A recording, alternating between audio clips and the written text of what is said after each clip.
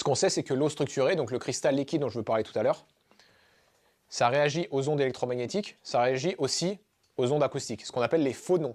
Donc on a les photons. Photons, c'est particules de lumière, d'ondes électromagnétiques. On a les protons, c'est particules positives. On a les électrons, c'est particules négatives. On a les phonons, c'est les ondes acoustiques, si vous voulez.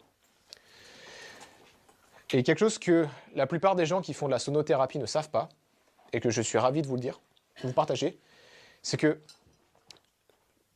quand on a les ondes sonores qui se propagent, avec un bol tibétain, avec peu importe, en fait, ces ondes sonores, quand elles se propagent, il y a des collisions entre elles.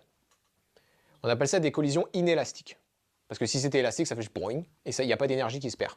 Là, c'est inélastique, il y a une collision, et il y a de l'énergie qui se perd. Cette énergie se dissipe sous forme d'infrarouge.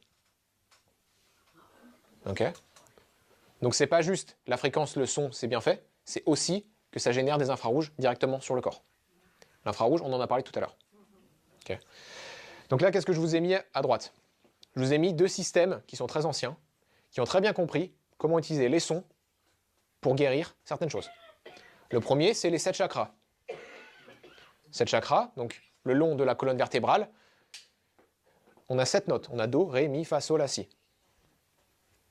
Ça correspond exactement à ces choses-là.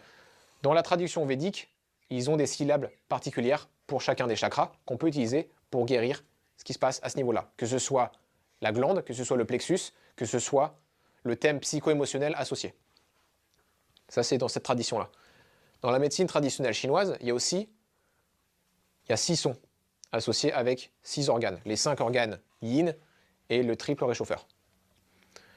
Donc par exemple, pour le foie, c'est le son sh. D'accord? C'est plus des consonnes, eux. Ils utilisent plus des consonnes. Le cœur, c'est ce qu'on fait naturellement. Okay.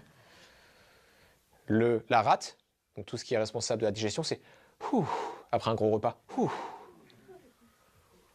Hein, c'est marrant, hein? C'est pas pour rien. Okay.